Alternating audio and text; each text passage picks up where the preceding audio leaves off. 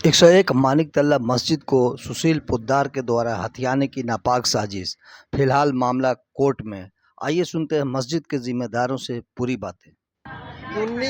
2012-13 में इस मस्जिद को शहीद किया गया था सुशील कुमार पोद्दार के हाथों, और इस मस्जिद को प्लान निकाल लिया गया, म्यूटेशन निकाल दिया गया, इसे डीड तक भी करके और इसे खरीद लिया गया था इस मस्जिद को। लेकिन पुलिस प्रशासन या की सरकार वहाँ पे 3 आदमी से ज़्यादा 5 वक्त की नमाज अदा नहीं करने देती है। ईद, बकरीद और जुमे की नमाज वहाँ 5 आदमी से ज़्यादा पुलिस प्रशासन ये अदा नहीं करने देती है।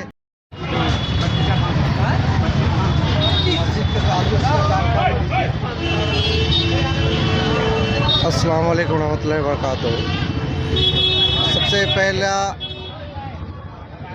कल 3 तारीख से हर साल की तरह इस साल भी हमारा एक डोनेशन कैंप लगाया गया है, और हर साल जो हम लोग यहाँ कैंप लगाते हैं 4 दिनों के लिए, ये 4 दिन जो कलेक्शन आता है, जो आवाम, जो बड़े जानवर और छोटे जानवर, कुर्बानी की जानवर जो ख़रीदने के लिए आते हैं, उनसे जो पैसा बचा करके हक और हलाल की कमाई जो इस मस्जिद को बचाने के लिए जो देते हैं, उस पैसे से हम लोग पूरी साल लीगल जो हमारी लड़ाई है, उस लड़ाई में हम लोग इसको जो अखराजात है उसको पूरा करते हैं। लेकिन केस इतना हम लोग लड़ रहे हैं कि इसमें भी हम लोग को पूरा नहीं होता है, तो हम लोग मेंबर हैं, सब मिल करके हम लोग उसको जो भी होता है उसे पूरा करते हैं। इस मस्जिद का बारे में आप लोगों को थोड़ी सी बात बता दूं।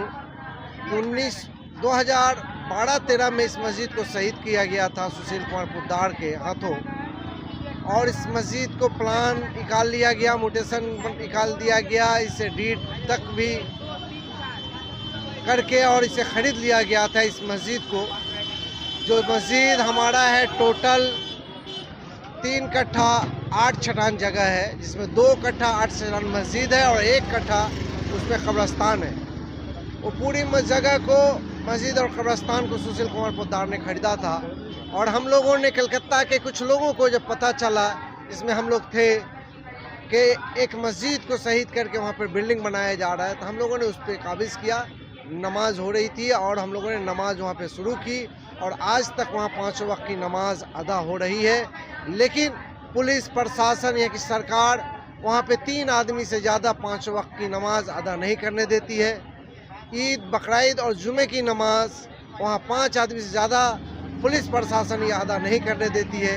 इसके लिए भी हम लोगों ने केस कर रखा है, इसकी भी लड़ाई हम लोग लड़ रहे हैं। लेकिन हम यही जानते हैं कि जहाँ भी मस्जिद है, अगर उस मस्जिद में जितनी भी जगह है, हम बाहर नहीं पढ़ेंगे, लेकिन अंदर में जितनी जगह है हम उतने लोग नमाज़ पढ़ेंगे।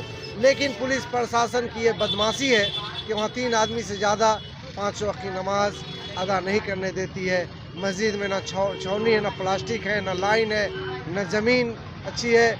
बरसात हो, आंधी हो, तूफ़ान हो, जिस हालात में भी वहाँ 5 वक्त की नमाज अदा की जाती है। वहाँ पे हम लोगों ने इमाम, मुअज्जिन हम लोगों ने रखा है, जो वक्फ बोर्ड से भी एक अमाउंट आता है। हम कमेटी के लोग भी एक अमाउंट उनको देते हैं, जो मंथली के तौर पे देते हैं हम लोग, और ये लोग राजा बाजार, नारकुलडंगा से वहाँ जा कर के नमाज अदा करते हैं। आज जो है हम लोग कलेक्शन के लिए बैठे हुए हैं, यही पैसा से हम जो लीगल लड़ाई है उसे भी लड़ते हैं, और इमाम, मुअज्जिन को भी हम लोग पैसा देते हैं। एक गाड़ी भी हम लोगों ने रखा है कि स्कूटी किससे वो लोग नमाज़ पढ़ने जाते हैं और आते हैं, उसकी तेल के अखराजात है, उसी तरह से गाड़ी का मेंटेनेंस है, ये सब हम लोग सब पूरा करते हैं। इसलिए आप सभी, मेरी हजरात से मेरी गुजारिश है कि आप लोग इस मस्जिद को बचाने के लिए, बनाने के लिए नहीं, जब बनाने की जब ज़रूरत पड़ेगी हम घर घर जाएंगे, आप लोगों के बीच हाथ अपने दामन को फैलाकर आप लोगों से भीख मांगेंगे, और उस मस्जिद को इंशाल्लाह हम लोग बना लेंगे। लेकिन आज हमें उस मस्जिद को बचाने की ज़रूरत है। लीगल जो लड़ाई है, उस लीगल लड़ाई में जो अखराजात है उसे पूरा करना है, उसकी ज़रूरत है। इसलिए आज दूसरा दिन है, और हम और 2 दिन और भी बैठेंगे हम लोग।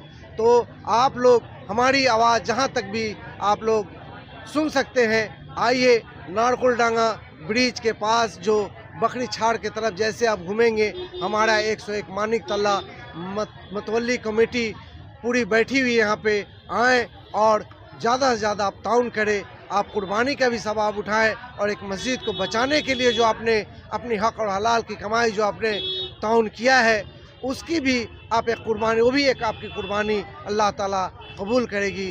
यही मेरी बात है, यही आप लोगों से गुजारिश है। जी बताएं मकसद क्या है? बिस्मिल्लाहिर्रहमानिर्रहीम। हम सब हमारी कमेटी के तमाम मेंबरान, सेक्रेटरी, जनरल सेक्रेटरी, प्रेसिडेंट और दीगर मेंबरान 101 मानिक तल्ला मस्जिद कमेटी की जानिब से हर साल हम लोग एक कैंप बकरीद के मौके पर लगाते हैं। तो हमारा मकसद सिर्फ यही है कि हम इस मस्जिद को कैसे बचा सकें, जिसमें हम लोगों से ताउन की अपील करते हैं हर साल, ताकि हमारा फ़ंड सही सलामत रहे और हम जो अखराजात कोर्ट में आते हैं उसे हम पूरे खर्च कर सकें, अपने इमाम और मस्जिद मौज़िन को सही वक्त पर तनख्वाह दे सकें और बिला नागा नमाज होती रहे। 5 वक्त की नमाज जो 3 लोगों से होती है और जुमा और ईद बकरीद के मौके पर 5 लोगों से होती है। मानिक तल्ला मस्जिद के बारे में कुछ जानकारी? बिस्मिल्लाहिर्रहमानिर्रहीम। दरअसल 101 नंबर मानिक तल्ला मस्जिद, इसमें एक मस्जिद भी है और एक छोटा सा कब्रिस्तान भी है। कलकत्ता शहर में 101 नंबर बाई 1 नंबर मानिक तल्ला एड्रेस नहीं है। कलकत्ता शहर में मस्जिद जो है और कब्रिस्तान जो है वो 101 नंबर मानिक तल्ला मस्जिद में है।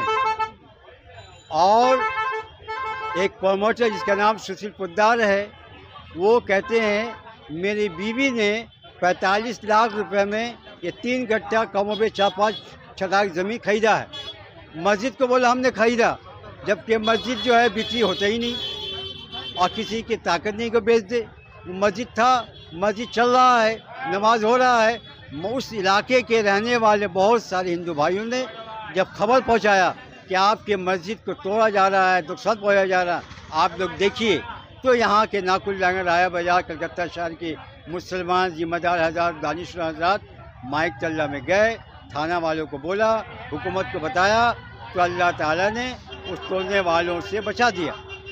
अब आप ये से दरख्वास्त है, इस हुकूमत के दीदी से दरख्वास्त है, पुलिस से दरख्वास्त है। मानिक तल्ला थाना ये खुद बोलकर ये खुद कहता है कि सुशील पोद्दार ने मस्जिद को तोड़ने की कोशिश किया। इसकी कागजात हम लोग के पास मौजूद है। लिहाजा 101 नंबर मानिक तल्ला मस्जिद और कब्रिस्तान है। 101 नंबर बाई 1 नंबर मानिक तल्ला मस्जिद का एड्रेस पूरा कलकत्ता शहर में नहीं है।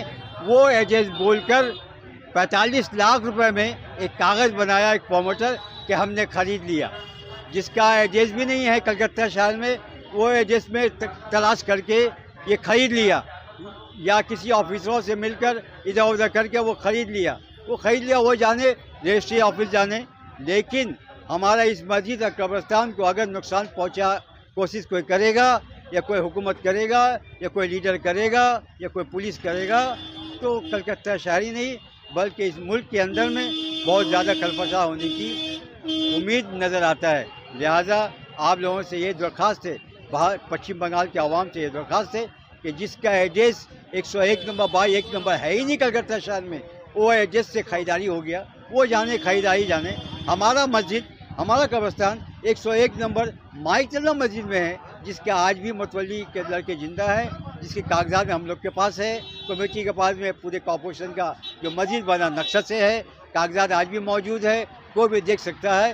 कोर्ट में पुटअप है 3 जुलाई 1925 मैं तारीख वक़्फ़ तामलकोट में पश्चिम बंगाल के लोगों से दरख्वास्त है जो केस को समझते हैं, बेवकूफ़ लोग नहीं बल्कि केस को जो समझते हैं ऐसे लोग आएँ कोर्ट में देखें ताकि आपको समझ में आवे।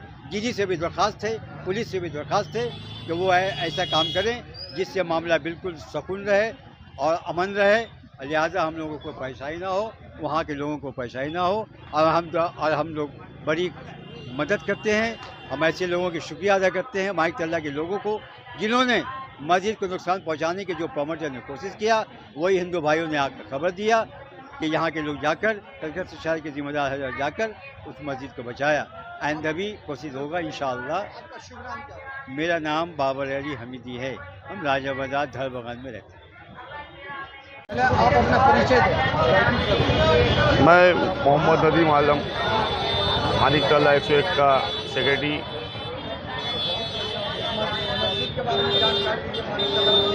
मानिक तल्ला मस्जिद जो 1911 से कायम है, ये मानिक तल्ला मस्जिद जो है ये हमारे घर के बगल में जो मस्जिद के मुतवल्ली रहते थे, हम लोग अपने बचपने से सुनते हुए आए हैं कि ये मस्जिद हमारे 101 मानिक तल्ला मस्जिद हमारे घर के बगल में जो नसरुद्दीन साहब है उनके ख़ानदान के वाले के ये है।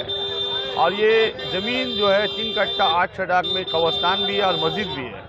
ये हमारे घर के बगल में ही रहने वाले लोग हैं और आज से नहीं, हम बचपन से सुनते हुए ये मस्जिद वहाँ शुरू से है और नमाज होती थी वहाँ।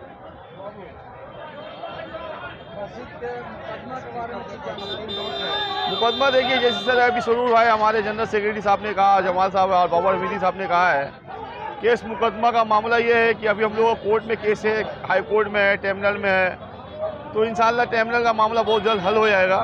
हमारे गवाह भी हो चुके हैं और अभी हम लोग का एक गवाह बाकी है, इंशाअल्लाह उसके भी बहुत जल्दी हम लोग हेयरिंग है, आने वाले दिनों में डेट पड़ने वाला है। उस डेट में इंशाअल्लाह अगर कोर्ट बैठता है तो हम लोग का मामला और आगे जाएगा। वो मस्जिद जैसा कि आप सुन चुके हैं, बाबा साहब भी कहा और जमालुद्दीन साहब भी कह चुके हैं कि मस्जिद जो है एक गलत मंसूबे के तहत जो है उसको ख़रीदा गया, हटाने की कोशिश की गई, उसको मॉल बनाने की कोशिश की गई। लेकिन ये अल्लाह की मदद थी कि एक वक्फ स्टेट है और वक्फ स्टेट कभी कोई बेच नहीं सकता है। तो ये बात जो है हो सकता है कि अगली पार्टी को नहीं मालूम हो, और ये वक्फ स्टेट कभी भी जब एक चीज़ वक्फ हो जाता है तो ये वक्फ का कानून है कि वो वक्फ स्टेट कहलाता है और उसको कोई बेच नहीं सकता है। तो वक्फ होने के बाद वो वक्फ की प्रॉपर्टी हो जाती है। ये मस्जिद भी एक वक्फ स्टेट है, जैसा कि हमारे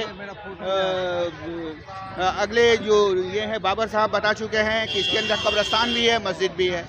लेकिन जब ख़रीदने वाले ने उसको ख़रीद लिया गलत तरीके से, तो हम लोगों ने उसको बचाव किया और वक्फ बोर्ड को बुलाया। वक्फ ने तमाम जो दस्तावेज़ हैं, जो डॉक्यूमेंट्स हैं, वो हमारे पास है।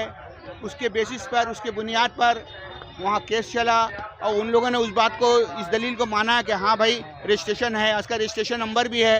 तो तमाम बातें जानने के बाद जो है वो कोर्ट केस जो है चला है और अभी भी हो रहा है हम लोग के दरमियान।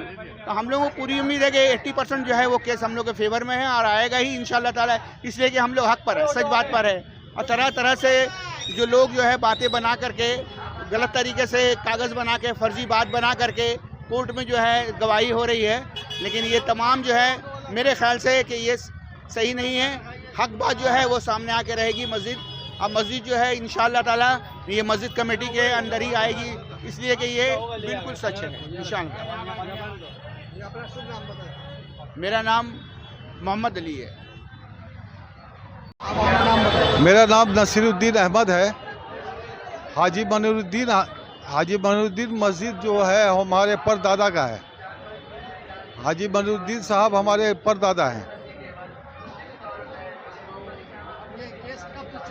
ये 2014 से चल रहा है। क्या चाहते हैं? अल्लाह की जात से हमें उम्मीद है कि हम लोग जीतेंगे इस मामला में। अभी हम लोग का लास्ट गवाही चल रहा है।